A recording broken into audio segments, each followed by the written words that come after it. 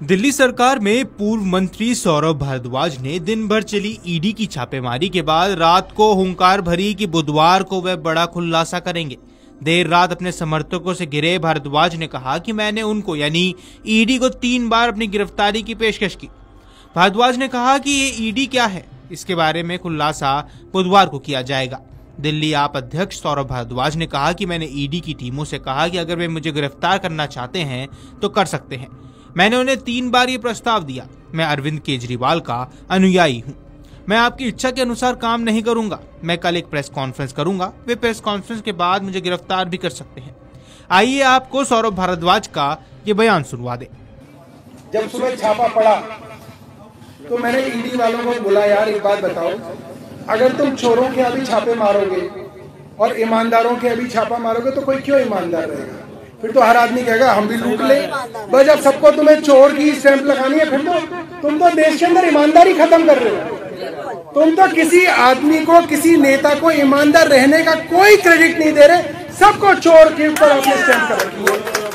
तो मेरा मन बड़ा दुखी था। सुबह बेटी का चेहरा देख रहा था, सोच रहा था कि बेटी पता नहीं स्कूल में जाएगी, बच्चे मजाक उड़ाएंगे। मगर थोड़ी देर बाद जब से आप लोगों के नारे मैंने सुने हैं, मुझे लगा कि मेरी जिंदगी सफल हो गई, कोई दिक्कत नहीं।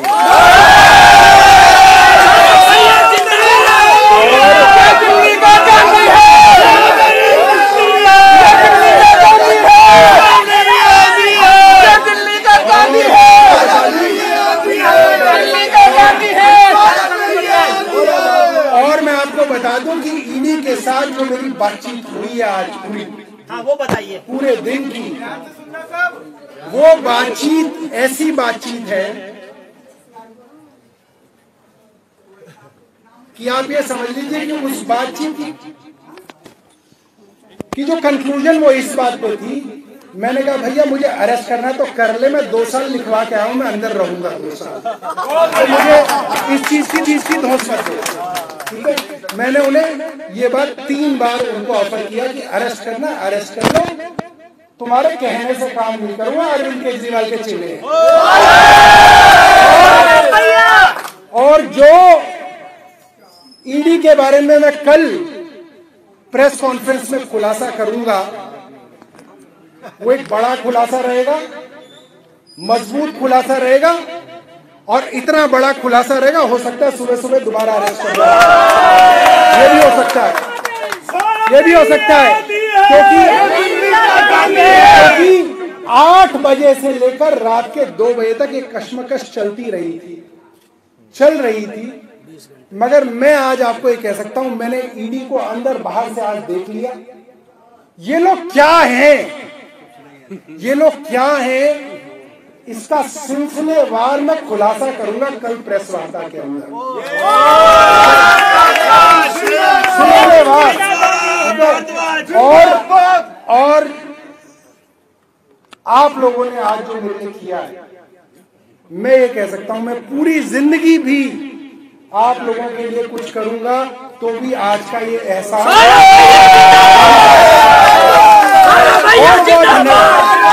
देखो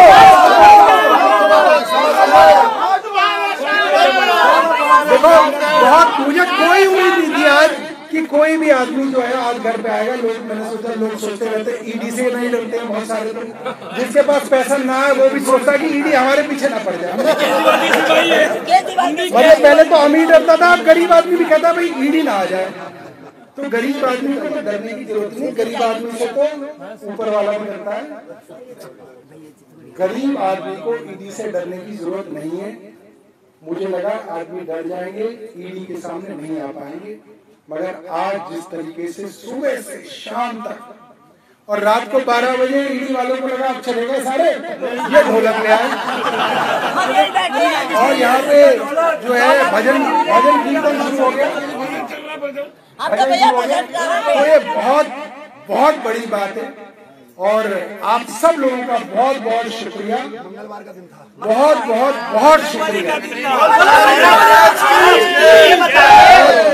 और भैया मैंने उनसे पूछा तुम इतनी देर तक रहो, बाहर जाके ये तो नहीं कह दोगे कि इनक्रिमिनेटिंग डॉक्यूमेंट मिल गए? वही बताइए क्या मिला। तो उन्हें सिर्फ 2 एफिडेविट मिले। एक एफिडेविट है जो मेरे चुनाव का एफिडेविट था, जो मैंने 2025 में चुनाव आयोग में भरा था, वो एफिडेविट है। और दूसरा एफिडेविट हेल्थ डिपार्टमेंट ने हाई कोर्ट के अंदर दिया था, वो एफिडेविट मिला है। तो दोनों एफिडेविट है, उसमें मेरा कोई दोनों में जो है कोई क्रिमिनेटिंग इंक्रिमिनेटिंग क्लेम देना कुछ नहीं है। इसके अलावा हमारे पिताजी की उन्होंने अलमारी चेक करी, हमारी बीवी की जब चेक करी तो उसमें तो इतनी मोटी हीरे की मोटी निकली। तो वो कह रही क्या, मेरी बीवी ने कहा तुम ले लो, नकली है। हमने सही में कहा, हमने कहा तुम ले जाओ, ये सही में नकली है। कह रही सही में नकली है, मैंने कहा ले जाओ। कह रहे नहीं छोड़। तो फिर वो हमारे पिताजी के नीचे वाले कमरे में आए, वहां पे मिली एक की गड्डी। तो कह रहे अंकल जी एक की गड्डी अभी रख रखी है आपने? वो कह रहे कि देखो ये ब्याह शादी में वार फेर के लिए काम आता है। ऐसी एक 20 की गड्डी थी, एक 10 की गड्डी थी और कुछ छोटा मोटा पैसा था और हमारी माँ का वाइफ का जेवर था, जो वो था जो हमने एफिडेविट में डिक्लेयर कर रखा है चुनाव आगे। तो वो था, तो उन्हें कुछ नहीं मिला और उन्हें मिलेगा भी कुछ नहीं, उन्हें कुछ नहीं मिलेगा। और हम लोगों को डरना नहीं। देखो मैं आपको बता रहा हूँ, इनके पास सिर्फ एक ताकत है कि वो आपको जेल में डाल सकते हैं, और जेल में डालने से डरना नहीं है। अपने को ये सोच से चलना है कि 6 महीने डालेंगे तो 6 महीने रहेंगे, साल भर डालेंगे तो साल भर रहेंगे, 2 साल डालेंगे तो 2 साल रहेंगे, 2 साल में तो अभिषेक मनु सिंह भी बेल करा देंगे। इससे पहले कल सुबह दिल्ली में आम आदमी पार्टी के नेता और पूर्व मंत्री सौरभ भारद्वाज के घर समेत 13 ठिकानों पर प्रवर्तन निदेशालय यानी ईडी ने छापा मारा था। ये कार्रवाई अस्पताल निर्माण में हुए घोटालों को लेकर की गई। ईडी अधिकारियों ने जानकारी देते हुए बताया कि प्रवर्तन निदेशालय की टीम ने अस्पताल निर्माण में अनियमितताओं से जुड़े धन शोधन मामले में आम आदमी पार्टी के नेता सौरभ भारद्वाज के आवास पर छापा मारा। ईडी की कार्रवाई देर रात तक चलती रही। वहीं दिल्ली की पूर्व मुख्यमंत्री और विपक्षी नेता आतिशी ने कहा कि ईडी ने सौरभ भारद्वाज के आवास पर 20 घंटे तक तलाशी ली। सौरभ भारद्वाज के आवास पर छापेमारी क्यों की गई? ये छापेमारी सिर्फ ध्यान भटकाने के लिए की गई। आपकी ताकत है कि वह कभी झुकती नहीं है। वहीं सौरभ भारद्वाज के खिलाफ ईडी की कार्रवाई पर आम आदमी पार्टी की ओर से भी बयान सामने आया है। आपने इस कार्रवाई को ध्यान भटकाने की रणनीति बताया, साथ ही ये भी दावा किया है कि उनके खिलाफ यह मामला झूठा है। आपके वरिष्ठ नेता मनीष सिसोदिया ने ईडी की कार्रवाई पर कहा कि छापेमारी ध्यान भटकाने की रणनीति है। ये मामला उस समय का है जब भारद्वाज किसी मंत्री पद पर नहीं थे और ये मामला झूठा है।